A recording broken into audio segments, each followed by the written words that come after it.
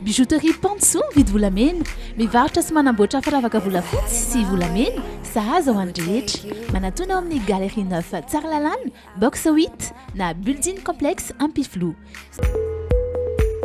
Mobilier Design vous présente le JT.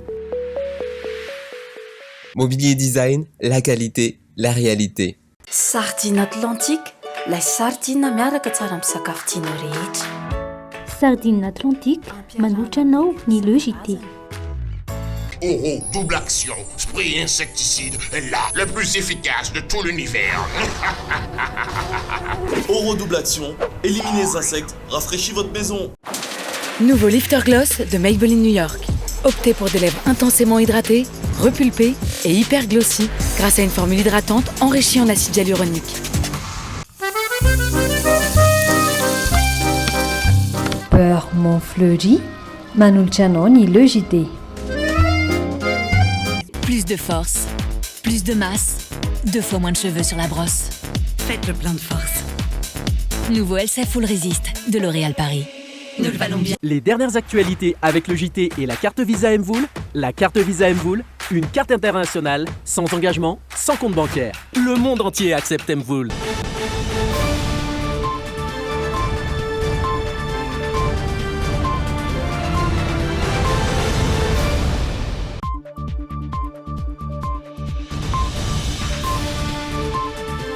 Takarivan'ny alarobia 7 jona 2024 tafiaraka eto amin'ny le JT indray isika tompoko lasy sy tompoko vavy manolotra ny arahaba ary manasa antsika mpanajana anaraka ny fampahalalam-baovao hatramin'ny farany eto amin'ny fahitalavitra Dream. Reto ary ny lohateny ny vaovao nisongadina ho an'ny androany. Miandry ny fitokanana sy ny fivoahan'ny sistany 6 vita tanteraka ny seranam-piaramanidina iraisam-pirenena vaovao eny Vato. Miomana amin'ny fisokafan'ny sistan'ny Madagasikara ny kompani mpitaterana anabakabaka na izany aza amafisin'ny ministeran'ny fitaterana fa tsy mbola misy tady voatondro iverenan'ny fisokafan'ny lanitry Madagasikara. Nampiasaina ny fidianana fitaovana sy fanafody ary tsy mbola lany ny fanampiana ara-bola azo ny ministeran'ny fahasalamam-bahoaka tamin'ny banky iraisam-pirenena. Ny tombo 12 mahery ny isan'ireo mpiadina baccalauréat ho an'ity taom-pianaran'ity anomboka amin'ity fanadinana ity ihany koa ny fisian'ireo série 3 dia ny littéraire sy scientifique ary ny OZ.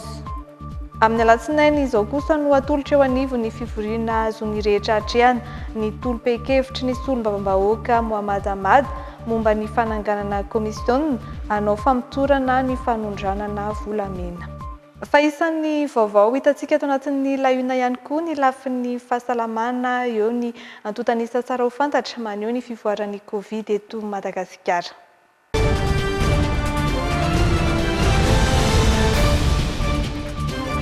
Nambara tamintsika tamin'ny lohatenim-baovao teo fa efa vita tanteraka ny seranam-piaramanidina iraisam-pirenena vaovao eny Ivato efa azo ampiasaina fa mbola miandry ny fitokanana sy ny fivoahan'ny sistany 6 manaraka ny fenitra iraisam-pirenena izy io ary tokony ho tombony betsaka amin'ny toe-karena malagasy indrindra fa ny fizahan-tany sy ny fitaterana anabakabaka izany.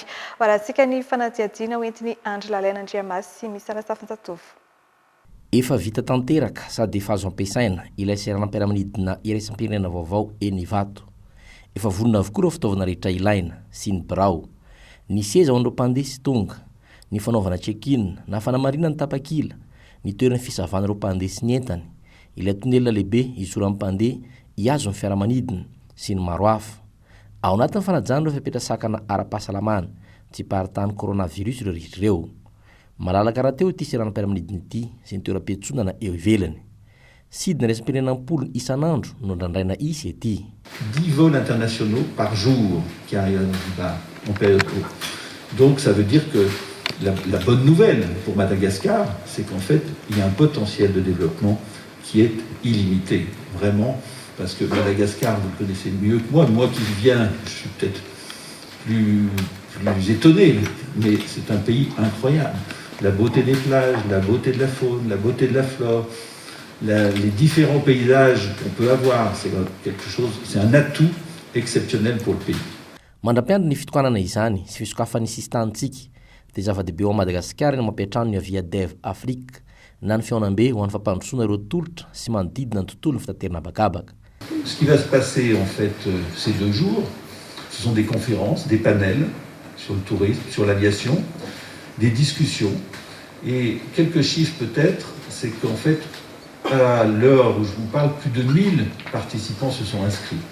Donc évidemment c'est des participations en ligne, mais 1000 personnes se sont inscrites à Aviadev 2021, 76 nationalités différentes, 40 compagnies aériennes. Donc vous voyez que Madagascar séduit les compagnies aériennes. Évidemment, notre rêve serait que ces 40 compagnies veuillent bien toutes venir, mais en tous les cas, ça veut dire que Madagascar est un pays très attractif. Et il y aura 350 réunions en face à face, puisque les participants peuvent discuter entre eux des réunions. Nanomboka androany ka hatramin'ny 10 jona ho avy izao ny Aviadev 2020 sy naterahana amin'ny alalan'ny visioconférence eo ambany fe ministera ny fitaterana sy fizahantany ary ny famantarana ny toetrandro. Azo lazaina ho miomana amin'ny fisokafan'ny sistan'ny Madagasikara ny kompania mpitanterana anabakabaka antony tonga ny fivoriana fifanankalozan-kevitra no tanterana ny zoma 4 jona teo izay niarahan'ny komity manokana amin'sana izay na izany azy amafisy ny ministeran'ny fitanterana tamin'ny fampitam-baovao nivoaka ny alahady 9 jona teo fa tsy mbola misy daty voatondro iverenana izay fisokafan'ny lanitry Madagasikara izay nandrindra ny sary Idôle Farakotoniaina. Efa enimbolana izay nanomboka ny volana janoary no nisy ny fivoriana iomanana amin'ny fisokafan'ny sistan'ny Madagasikara. Efa tafapetraka raha teo ny komity manokana andinika ny mety ho fahafahana miroso amin'izany. Avy amina sehatra samihafa ny sokajin'olona mandray anjara amin'izay fivoriana izay, ao ny avy amin'ny lafiny fizahantany, ny sasany mpiandraikitra ny fitaterana anabakabaka ary ny hafa misana ny resaka fahasalamana. Ny volana meteo fantatra fa isan'ny nandray anjara tamin'ilay fivoriana ny ofisym-pirenena momba ny fizahantany. Mamakafaka ny paikady nataon'ny firenena hafa ny ONTM mba iomanana amin'ny fikarakarana ara-teknika sy lojistika ny fandraisana ny mpizahantany. Voakazik'izay ny arofentry ny fahasalamana sy ny fifandraisana eo amin'ny sehatra nasionaly sy iraisam-pirenena. Tafiditra ao anatin'ilay dinika fiomanana ihany koa ny fifanankalozan-kevitra izay niarahana tamin'ireo kompania mpitaterana anabakabaka tamin'ny herinandro lasiny. Miompana indrindra amin'ny fandiniana ny fenitra rehetra takiana mifanaraka amin'ny zava-misy rehefa tonga ny fotoana iverenan'ny fisokafan'ny sistan'ny Madagasikara. Nivoaka tamina gazety mpiseho isan'andro iray ny momba io ny asabotsy teo. Entitra kosa nefa ny fampitam-baovao navoaka ny ministeran'ny fitaterana ny ampitsony io ihany ny alahady 9 jona na mafisiny ao anatin'izany ny hoe tsy mbola misy daty voatondro iverenan'ny fisokafan'ny lanitry Madagasikara ary miankina amin'ny filoham-pirenena miampy ny fakakevitry ny governemanta irery ihany ny fanapahan-kevitra amin'izay fanokafana ny sistany izay. Iompana amin'ny fahasalamana kosa ny vaovao entina amintsika manomboka eto nahazo fanampiana ara-bola avy amin'ny banky iraisam-pirenena ny ministeran'ny fahasalamam-bahoaka entina hiatrehana ny ady amin'ny valanaretina Covid. Nampiasaina ny vidianana fitaovana sy fanafody ny vola azo ary tsy mbola lany. Fiara fitaterana marary miisa 12 no efa novidiana tamin'ny vola azo ary mbola hividy ambulansa manodidina ny 520 isa indray. Manampy amin'ny fanatsarana ny rafitra ara-pahasalamana ireo fitaovana efa voavidy ireo rehefa fongana ny Covid raha ny fanazavana entina ity vaovao tateriny Feno Ajariana sy Tota Rajarinjato ity. Nampiasaina ny hividianana fitaovana entina miady amin'ny coronavirus sy ny hividianana fanafody ny famatsim-bola natokan'ny banky iraisam-pirenena ho an'ny ministeran'ny fahasalamam-bahoaka. Manodidina ny 10 tapitrisa dolara no azon'ny ministera tamin'izany ary eo amin'ny asasany mahery no efa lany. Maro ny karazam-pitaovana sy fanafody novidiana. Ny ambulance izay vidintsika, ambulance miisa 220 izay efa naparitaka eran'ny Madagasikara. Ao ihany koa ireo concentrateur d'oxygène izay miisa 210 mahery. Tsy latadanja ny fividianana ny fandriana any amin'ny 9,000 no nividiana fa 2,000 aloha nefa nampiasaina. Mahery ny ray tapitrisa, ny surblouse ny vidina, ny masque FFP2 na masque chirurgicaux dia nahatratra tany amin'ny valo hetsy. Fanafody, ny fanafody dia maro amatapitrisa ny bolabolana fanafody ny vidina. Anisan'izany ny azithromycine, ny paracétamol, vitamine C, magnésia sisy. Mbola anafatra ambulance hatramin'ny 2020 ny ministera ny fahasalamam-bahoaka. Eo ihany koa ny fitaovana entina mitily ny coronavirus eny anivon'ny distrika hita fa mila izany, antsoina hoe Jeune Expert, 10 no tonga tsoatsy ary manodidina ny 40 no hovidiana manaraka. Asiam-panavozana ihany koa amin'izao fotoana ny milina mpamokatra oxygène eny anivon'ny hôpitaly ary tsy maintsy ovana ireo izay tena efa simba. Manamafy ny rafitra ara-pahasalamana eto Madagasikara ny fahazoana fitaovana tahaka izao araka ny fanazavana. Ny fitaovana rehetra dia novidiana tao anatin'ny ady amin'ny coronavirus izay mbola mitohy ankehitriny. Fa raha ohatra izay ny faniriana mitsahatra treto ny ady amin'ny coronavirus hoe tena efa madiodio-tsika irina mba ho tonga amin'izay dia ireo fitaovan'ireo koa sanatrian'izany tsy hoe ariana fa misitraka azy ny hôpitaly, misitraka ho azy ny ambulance, misitraka ny concentrateur, ny CSB sy ny anina rehetrarehetra izay marary afa-tsy na afaka mampiasa an'ireny. Tsy tafiditra ao anatin'ireo voatanisan'ny fanampiana omen'ireo mpiara-miombonantoka sy ny avy amin'ny fanjakana. Nomena tantanin'ny unité de coordination des projets eo anivon'ny ministera ny fahasalamam-bahoaka ny fitantanana ny vola avy amin'ny banky iraisam-pirenena. Andraikin'izy ireo ihany koa ny manaparitaka ny fitaovana manerana ny nosy araka ny filana. Raha horesantsika kosa ny tarehimarika maneho ny fivoaran'ny Covid eto Madagasikara dia samy avy eto Analamanga avokoa ireo olona 3 notomandry lavo ny faranaretina omaly talata 8 Jona 2020 ny tranga vaovao tamin'ny fitiliana natao misa 420 sy 300. 10 ireo marary manana fahasarotany soritra aretina, 530 kosa ireo sitrana soamantsara. Mariana fa ny 7 tamin'ireo tranga vaovao no hita tato anatin'ny faritra Analamanga, ny 9 tamin'izay teto Antananarivo renivohitra, ny 3 hafa kosa tany amin'ny distrika Natsimondrano raha ny tatitra nampahafantarina androany atoandro. Eo amin'ny maresaka avy any ivelany misokatra tsikelikely ny kontinenta Europeana afaka miditra amin'ny sistan'ny Espagne avokoa ireo izay te-hiditra any an-toerana manatanteraka ny andrana amin'ny fampiasana pasiporo ara-medikaly izy ireo ankehitriny. I Frantsay ihany koa torak'izay efa misokatra ny fisoratana anarana an-tambanjotra ivoaka amin'ny voalohan'ny volana Jolay kosa ny pasiporo ara-medikaly ho an'ny kontinenta Europeana iray manontolo.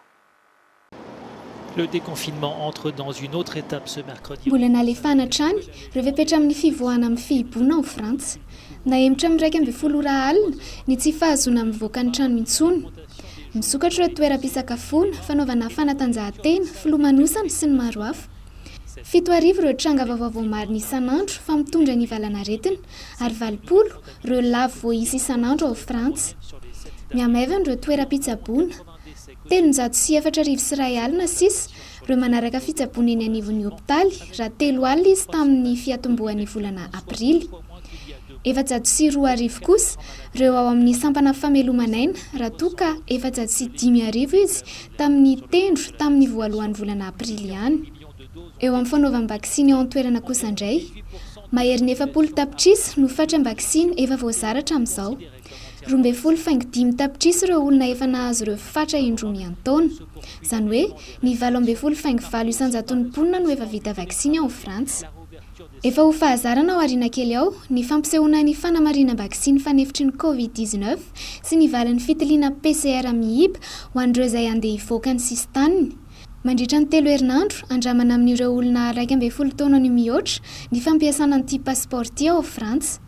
Mandra-pahatonga ny fampiasana azy amin'ny voalohan'ny volana Jolay ao amin'ny kontinenta Europeana iray manontolo. Androany manomboka hiatra ny pasiporo ara-medikaly ho an'ireo mikasa hivoaka sy hiditra amina sistany ao Europa. Mivoatsikelikely ny sistany kontinenta Europeana, Ireo fepetra-sakana kosa dia miankina amin'ny firenena tsirairay arakaraka ny sokajy amin'ny loko maitso, volomboasary ary mena izay efa napetraka. Ao amin'ny faritra maromaro ao Espana efa nanomboka ny fisoratana anarana anaty tambajotra ho an'ireo mila pasiporo ara-pahasalamana. Mandray anjara amin'ny fanandramana ity pasiporo ity ihany koa izy mialohan'ny tena ivoahan'ilay pasiporo hiatra manerana ny Eoropa. Ny kantinanta Amerikana kosa mbola miady mafy amin'ity valana aretin'ity amin'izao. Mbola mahatratra 3 alina ireo matin'ny aretina coronavirus ao Santiago any Amerika Atsimo. Fasana sahabo amin'ny roa tapitrisa eo amina velara-tany 520 hektara no andevenana ireo matin'ny Covid-19 ao an-toerana. Fasana farany lehibe sy taolo indrindra ao an-toerana izy io. Nanambara ny fitohizan'ny fanidinany sisy tany hatramin'ny faran'ny volana Jona ny fanjakana ao an-toerana.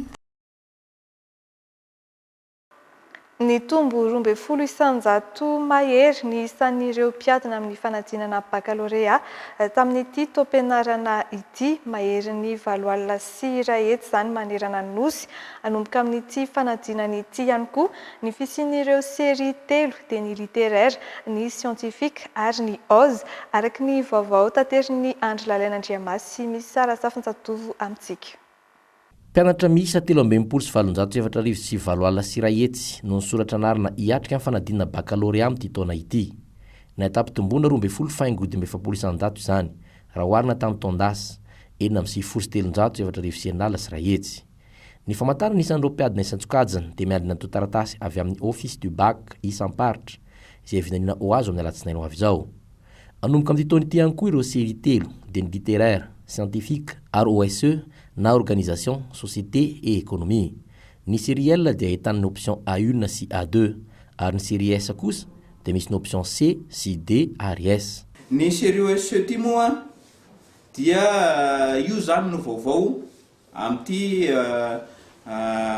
baka 2021 ity mba anapina ny ankizy hiatrika ny fianarana raha te hanohy eny amin'ny économie, gestion, eny amin'ny sociologie na droit eny akato izy ary hamaritra kokoa no avin'ny ankizy tsy ahafahany tsy tsapatsapahany intsony rehefa tonga eny amin'ny université izy dia mba manana an'izay ambona ara-pahalalana ao amin'izay hiatrehana ny anjery manontolo. Tsy ovy kosa ny adina ara-panatanjahantena ho an'ny fanadinana baccalauréat amin'ity taom-pianarana ity araka ny fanazavana avy anivy ministera amin'ny fampianarana ambony sy fikarohana ara-tsiansa. Mikasika ny EPS dia sady misy ny pratique no misy ny théorie araky ny safidin'ny mpiadina sy araky ny aptitude no men'ny mpiasa amin'ny fahasalamana. Samy manana ny fandaminana amin'izany isaky ny faritany izay efa misy tompon'andraikitra mpandrindra. Ampatsevina fa ho tanterana sivy ka hatramin'ny 10 aogositra ho avy izao ny fanadinana baccalauréat ankapobeny sy ny baccalauréat technique sy teknôlôjika andiany voalohany ary ny 12 ka hatramin'ny 20 aogositra kosa ny fanadinana baccalauréat technique sy teknôlôjika andiany faharoa. Ny fanatsarana ny kalitaon'ny fanabeazana, ny fanomezana fiofanana ny mpampianatra, ny fanatsarana ny fitantanana ny maha-olona, niompana tamin'ireo amin'ny ankapobeny ny tatitra tamin'ny anteny miram-pirenena izay nataon'ny ministra ny fanabeazam-pirenena Mariana Trano fanotanterana tamin'ny alalan'ny visioconférence. Ankoatran'ny fangararana sy ny ady amin'ny kolikoly, ny fanabeazana manakaiky vahoaka dia isan'ny tanjona ihany koa ny fanaovana laharam-pahamehana ny any Atsimo. Nandrindra ny sary momba izay vaovao izay i Kasambola Manana. Sekoly manara-penitra misy 120 no efa tafapetraka ary 420 hafa kosa no atsangana hoy ny ministra ny fanabeazam-pirenena raha nanao tatitra tamin'ny anteny miram-pirenena tamin'ny alalan'ny visioconférence. Tablio mahery ny 7,1 alina no efa naparitaka manerana nosy ankoatra ireo tablio hafa mihoatra ny 9 alina mbola hovidaina. 12 kosa ny lavadrano eo andalam-panamboarana ankoatra ireo 530 efa natao. Momba ny caisse école nampitombona ka lasa 440 miliara ariary zany raha toa ka manodidina ny 17 miliara ariary teo aloha. Eo ihany koa ny fampiana faharoa izay iarahana miaraka amin'ny mpiara-miombonantoka dia ny fanomezana 300 000 ariary isaky ny ONF non subventionné ihany koa amin'izay atao hoe aide spéciale ka 3,730 no isitraka an'izany. Ny eo amin'ny 5,430 eo ny mpampianatra ENF non subventionné ho amena n'izany tosika fameno izany mpampianatra préscolaire ka hatrany amin'ny lycée zany no misitraka an'izany tosika fameno izany ka ny mpampianatra préscolaire ka hatramin'ny collège no misitraka ny atao hoe aide spéciale iarahana amin'ny mpiara-miombona antoka. Kit scolaire mahery ny valoetsy no voazary anamaivanana ny fandaniana sany ny ray aman-dreny miampy aron'akanjo sy kapa mihoatra ny iray tapitrisy naparitaka ho an'ireo zaza malagasy. Ho fanatsarana ny kalitaon'ny fanabeazana indray, mpampianatra mihoatra ny 9,000 no nahazo fiofanana avy amin'ny fanjakana sy ny mpiara-miombona antoka. Fanamby apetraka ihany koa ny ady amin'ny tsy fanjari-tsakafo ka lasa niakatra ho mihoatra ny 12 miliara ariary ny vola natokana ho an'ny cantine scolaire raha toa ka mitetina 2,7 miliara ariary mahery zany taloha ary mpianatra miisa 75,720 sy 4 no misitraka izany nandritra ny fotoam-piasana. Ka araka ny toromarika moa zany avy any amin'ny filohan'ny repoblika mba hialana amin'ny fanodikodinana an'ireo sakafo izay natokana ho an'ireo ankizy ireo dia noeritreretina ny andefasana an'izany ny cantine scolaire zany eny anivon'ireo fefy ireo mba ahafahana tena hoe tonga eny amin'ny ireo tena tokony sitraka an'izany izany sakafo izany. Misa 70 ny sekoly nanaovana hetsika entina miady amin'ny valanaretina Covid sy ny fanolanana ny taona 2024 ary sekoly 17 no anaovana izany hetsika izany ny taona 2024. Ho fanatrarana ilay fampianarana tsara kalitao ho an'ny rehetra, tanjona apetraka hoy ny minisitra Marie Michel Saondrarmalala ny fanavaozana ny politika mpampianarana, ny fangararana sy ny ady amin'ny kolikoly, ny fampiasana ny fitaovan-tserasera vaovao, ny fanabeazana manakaiky ny vahoaka ary ny fanaovana ho lara-pameana ny lafim-baovao hafa kosa indray feno 7 taona ny fanambarana ho an'ny filaminana maneran-tany navoakan'ny HWPL tamin'ny taona 2012 antapitrisany hoe ity fikambanana iraisam-pireneny ity ny olona nandray anjara tamin'ny fampiroboroboana ireo tetikasa ho an'ny filaminana sy ny fandriampahalemana. Nanambara ny filohan'ny fikambanana izay manana ny foibeny any Korea Atsimo fa tsy mitsara amin'ny alalan'ny teny ny ady fa amin'ny alalan'ny fihetsika ihany koa no marian'io fahavalon-taona io ka nisy ny fionana ampitaindavitra mampivondrona ny olona manodidina ny 3,000 avy amina firenena miisa 50. Vaovao tateriny Fianojariana sy Dolphe Rakotoniaina. Andraikitry ny tsirairay ankehitriny ny miady ho an'ny fandriam-pahalemana sy ny filaminana hoy ny HWPL na ny Heavenly Culture World Peace Restoration of Light filamatra ao anatin'ny fikambanana ny hoe iray ihany isika. Mahana ny atao hoe Déclaration de la Paix mondiale na ny fanambarana ho an'ny filaminana maneran-tany ny HWPL natao mba ahafahan'ny firenena tsirairay miara-miasa ametraka zo iraisam-pirenena ho an'ny filaminana fa ihany koa manoro ny anjara asan'ny fitaovan-tserasera amin'ny fanapariahana antotam-baovao mahakasika ny filaminana. Ahitana ihany koa ny hetsika ho an'ny filaminana ataon'ny tanora sy ny vehivavy izay miezaka ny sehatra bebe kokoa ho an'ny filaminana na dia izy ireo aza no lasibatry ny ady voalohany. Nous avons également proclamé teo alohan'ny varavaran'ny filaminana eto Korea Atsimo no nampisehontsika ampahebe maso ny fanambarana ho an'ny filaminana maneran-tany.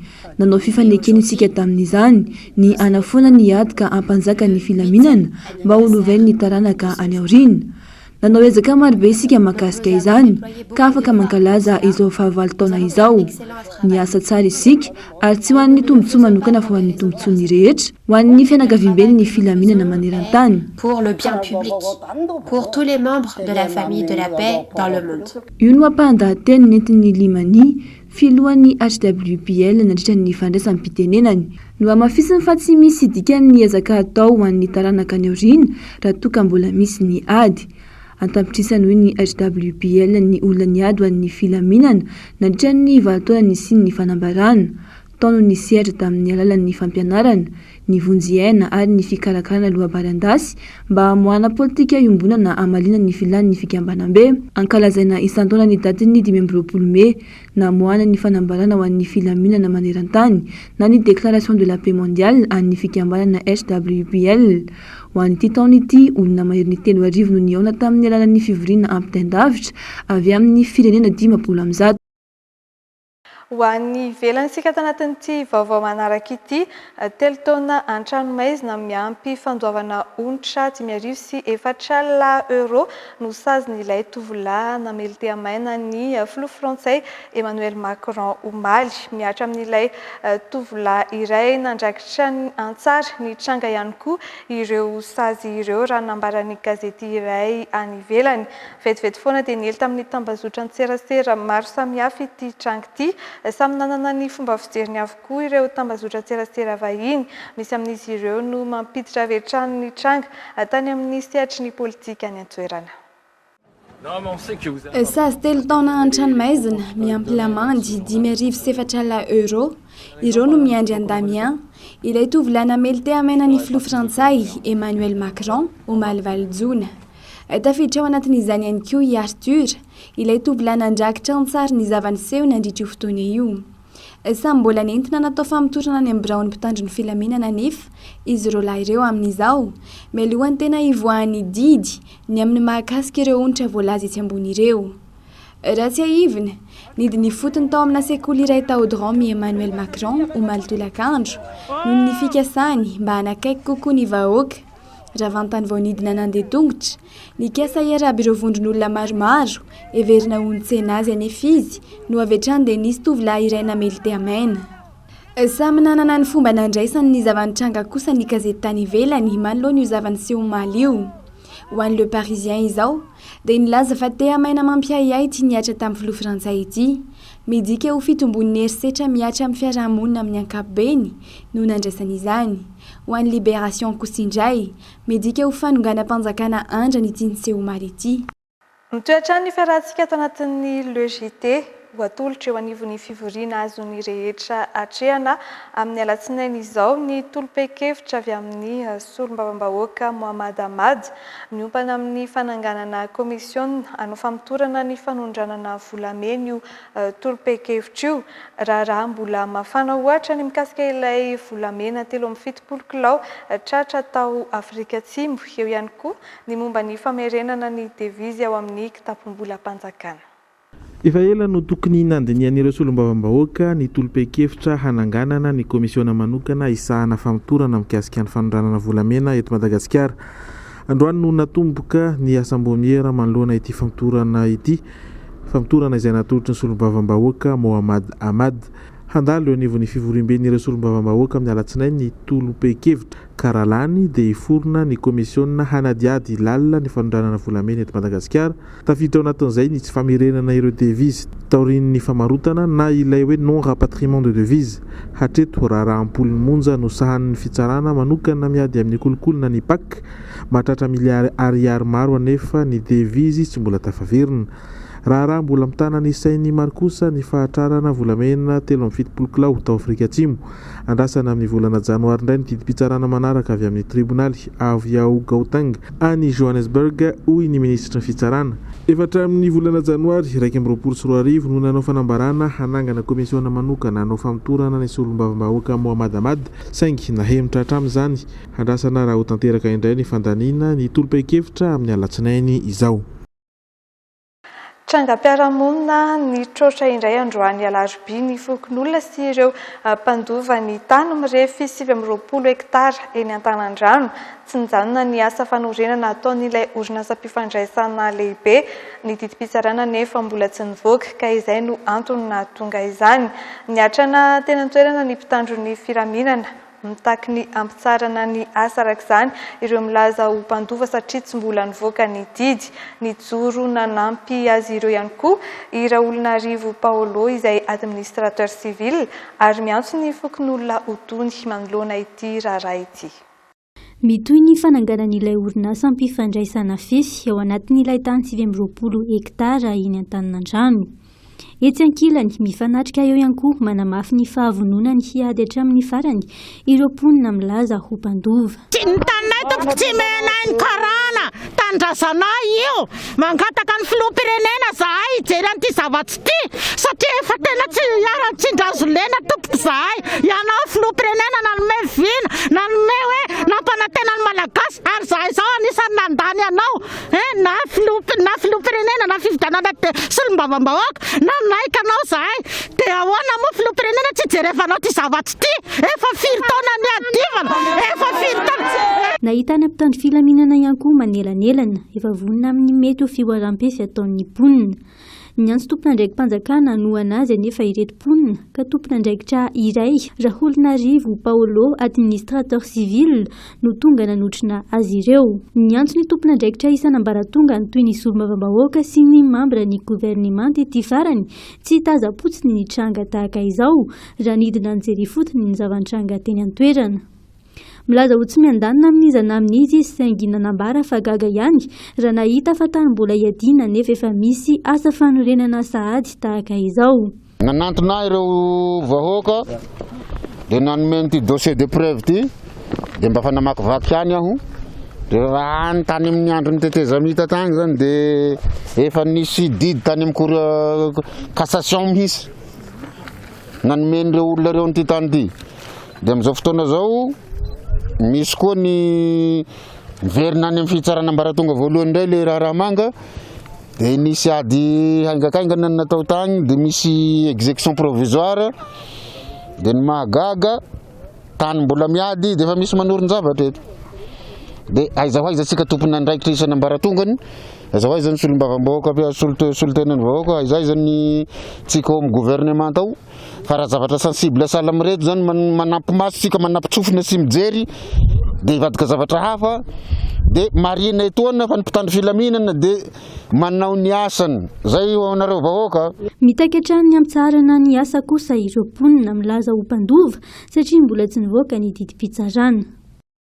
Lafin'ny kolotsaina no santarina tany Tomasina ny alatsinainy teo ny hetsika karavany Rajery 2024 tetika Sandrajery mpanakanto izay hovoizina mandritra nyity volana Jona manontolo ity nametraka lohahevitra roa samihafa izy ireo mandritra izany ny andany izay miompana amin'ny fiarovana ny tontolo iainana ny ankilany kosa dia mikasika ny fanandratana indray ny kolotsaina malagasy mitana andraikitra lehibe amin'ny famerenana anaovana izao diabe izao raha ny nambarany mpikambana mitatitra ny vaovao Irina Fanirisoa sy Dota Rajarinjato. Efa nanomboka ny alatsinainy lasa teo ary toy mandritry ny volana Jona manontolo ny hetsika karavany Rajery 2024 izay tetika asany ho volavolain-Rajery entin'ny fikambanana takalo tsara. Sehatra asa roa miavaka tsara no hita ao anatin'izany eo ny azo aina izay miompana amin'ny fiarovana ny tontolo iainana sy ny fiovaovan'ny toetrandro izay atao amin'ny alalan'ny mozika. Eo ihany koa ny fanangonana sy fitehirizana ireo mpanakanto mivoningadina nentin-drazana amin'ny faritra maro samihafa eto Madagasikara. Nandritra ny fotoana nanatanterahana ny diabe tao Tomasina no mendanja ireo mozika mampisongadina ny faritra Atsinanana dia ny valisy ny kabosy izany tahak'izay ihany koa ny gadona basesa. Nisy ihany koa ny fionana sy fifanankalozan-kevitra tamin'ireo mpanakanto samihafa avy ao Tomasina. Ankoatra izay mbola maniry ny aona sy anentana ny mpianatra ao amin'ny sekoly maromaro ihany koa izy ireo. Tanjona goavana napetraka amin'izany ny mba tsy havery laza ny kolotsaina sy hampafantarana izany amin'ireo tanora. Ankoatra ny Rajery sy ireo mpitendriny tafiditra ao anatin'ny delegaciona amin'ity karavana Rajery 2024 ity ihany koa ireo mpanakanto eo ambany fiahiny izay ahitana ny Jakirandry Tahina Karinina. Santatra mbavarany ihany moa ny tao Tomasina fa mbola hitoetra ny Andasibe, Ankazibe ary any amin'ireo komina maromaro any amin'ny faritra atsimo Madagasikara izay mipakatra ny Toliary ity hetsika ity raha nambaran'izy ireo.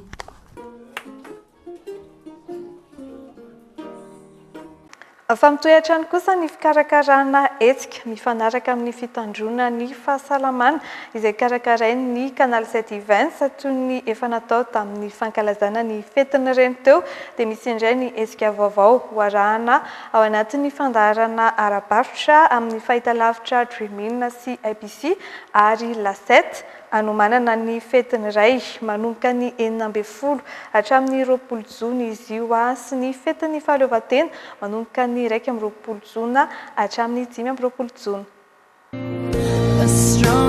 Iantsena ho an'ny dady izay indray ny hetsika vaovao homan'ny Canal 7 Events ho antsika ho fankalazana ny fetiny iray manomboka ny 20 ka hatramin'ny 20 ny volana jona 2024 arahina amin'ny fahitalavitra Dreamin sy ABC ary la 7 ao anatin'ny fandaharana ara-barotra no ahitanao izany hetsika iantsena ho an'ny dada izany ary anitanana ireo mpandray anjara ao anaty hetsika rehetra sy izay liana ihany koa. Izao dia miezaka hatrany izay manaraka nireo fepetra ara-pahasalamana rehetra dia mbola tsy mampivory olona mihitsy aloha hatreto fa ny fandaharana ara-barotra izay efa natao tamin'ny ray volana lasa teo dia mbola misy indray izy amin'ity volana ity mahakasika ny fetiny indray izy ity iantsena ho an'ny dady izay indray ny lohatenin'ny fandaharana ara-barotra izay karakarain'ny Canal 7 Events ity amin'ny 20 ny volana jona izao ka hatramin'ny 20 ny volana jona izao izy io no tanterahina izany hoe 10 andro be izao. Miandry ela nefa fahorin'izay izany hoe ny 20 hatramin'ny 15 ny volana jona indray dia tonga ny hetsika manaraka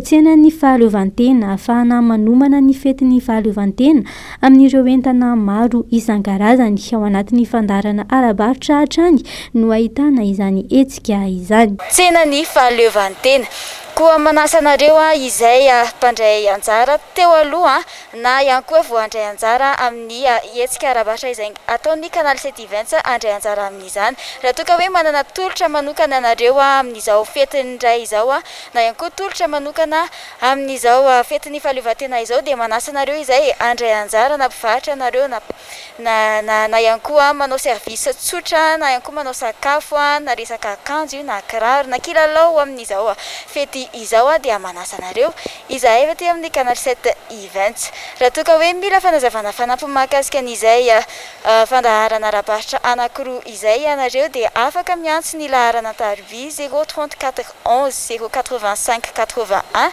na ihany koa afaka miantso ny laharana 034 12 407 11 na ihany koa ny laharana farany 034 12 407 13. Marina fa nataon'ny Canal 7 Events mba hanarana ny fepetra ara-pahasalamana sy hitandrovana antsika rehetra amin'ny fiparitahan'ny vanaretina COVID-19 ity hetsika fandaharana ara-barotra arahina anaty fahitalavitra Dreamin sy ABC ary la 7 ity amin'izao amehana ara-pahasalamana izao hanamora ny fanomanana ny fetin'ny volana jona ihany koa. Madiva ifarana ny fiarahantsika ato anatin'ny logité 5 melo izay hofantarintsika vetivety hoe anahoana ny mety ho toetry ny andro amin'ny rahampitso araka misy 10 jona 2024.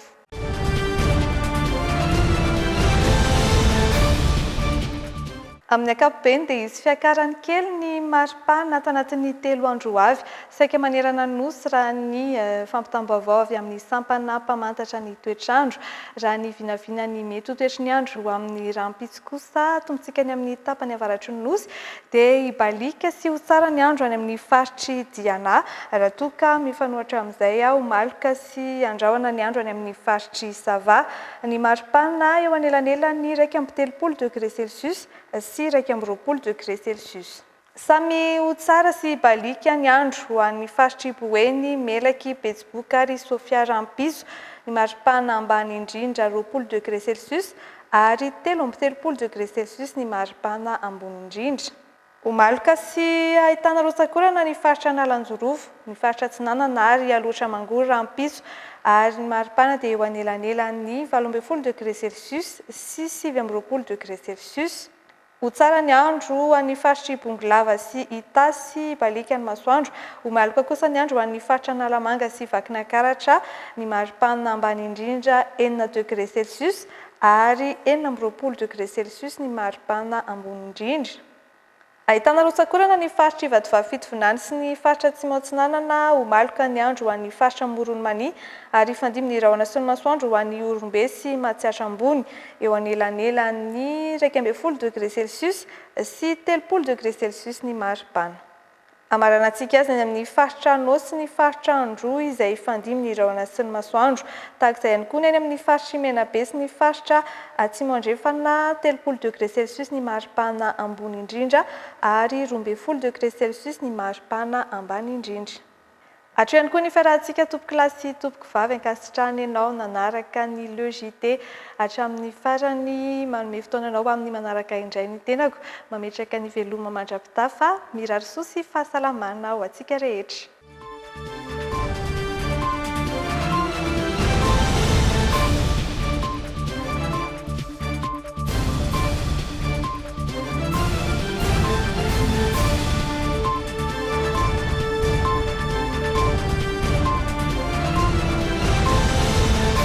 Les dernières actualités avec le JT et la carte Visa Mvoul. La carte Visa Mvoul, une carte internationale, sans engagement, sans compte bancaire. Le monde entier accepte Mvoul.